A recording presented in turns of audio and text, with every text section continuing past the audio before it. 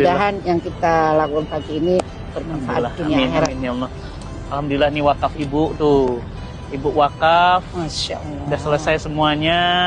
Tinggal dikit lagi Bu, mohon doanya. Ini bangunan utamanya. Masya Allah. Ini beliau ini, Masya Allah. Niat baik selalu dimudahkan Allah. Wakif yang luar biasa. Ya. Dan bukan cuma di sini, di mana-mana wakafnya. Dan nilainya wow, Masya Allah. Menyemangati mereka, Ustaz. Kita mau ngeliat ke dalam, Ayo, Bu. Masya Allah. Pertama kali ketemu ibu tuh kaget. Tampilannya biasa, ikut majelis taklim, duduk di bawah. Masya Allah. Lah kok tiba-tiba ngasihnya miliar gitu. Nggak percaya, Bu. Percaya ya Ustaz ya. Karena gimana bisa? Karena kan orang tuh semua. Nggak kenal juga. Satu, kedua orang tuh semua ngeliat tampilan, Bu. Di tanah 5.000 meter, diwakafkan oleh satu orang, nilainya 100 miliar. Dan alhamdulillah wakafnya beliau juga ada di sini, wakafnya antum teman-teman ada di sini. Ini santri putri, tempat bawah makan, atasnya kamar, ini ruang belajar atasnya. Alhamdulillah, dan selesai kurang dari 3 tahun. Masya Allah. Alhamdulillah. Itu salah satu bukti kebesaran Allah. Allahu Akbar. Bu Aisyah, ya Ustaz. saya gak akan pernah bisa lupa pertama kali ketemu ibu. Karena saya hadir waktu itu dalam tanda kutip manusiawi, Bu, kecewa. Saya biasanya kalau hadir jamaah itu selalu banyak, bludak gitu. Tiba-tiba pas datang cuma 7 orang. Itulah manusia, saya manusia biasa. Ketika datanglah 7 orang, saya mau galang dana wakaf untuk pesantren saya gimana. Tapi ternyata 7 orang, ada 1 orang namanya Bu Aisyah dengan penampilan yang sangat sederhana berwakaf miliaran. Dan sekarang pesantrennya sudah jadi. Masya Allah. Bu, saya juga ingin tahu, ibu wakaf dengan nilai yang sebesar itu ada rasa seperti apa, Bu? Nggak sayang, itu kan uang bisa beli rumah, bisa beli mobil Forsi, Lamborghini. Allah menitipkan harta kan bukan buat kita beli kapal pesiar, buat beli tas Hermes. Walaupun bisa, ada teman saya sindir, kamu tuh terlalu bangga dikasih duit anakmu segitu. Beli dong tas Hermes 1 M, Ustaz. Saya bilang kalau saya dikasih uang untuk beli Hermes, saya panggil yayasan bangun masjid aja. Saya tidak punya tas branded, saya tidak punya, sama sekali tidak. Saya pingin brandednya Allah aja. Doain saya, Ustaz.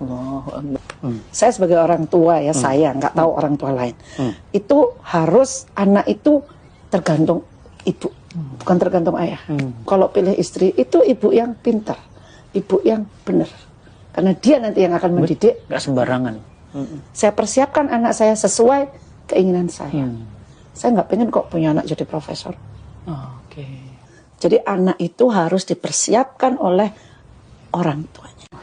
Masalahnya saya juga pernah dengar dari ibu. Ibu punya restoran di Surabaya, di jalan yang sangat-sangat prestisius. Ibu wakafkan dan nilainya juga puluhan miliar. Masya Allah. Bu, ibu tuh, saya mikir uangnya kok kayak tisu ya. Dicabut keluar, dicabut. Apa gimana, nggak habis-habis apa gimana? Kan sesuai janji Allah. Berbagi 1 diganti 10. Ada yang lebih dalam lagi, Al-Baqarah diganti 1 700 kali. 700 kali. Kenapa harus takut? Kenapa harus pelit di jalan Allah? Orang tua saya, Ustaz, hotel itu mau dibeli Megawati dengan uang ya, dikasihin ke Nahdlatul Ulama. Itu contoh dari orang tua. Boleh kasih bocoran seperti apa orang tua dulu?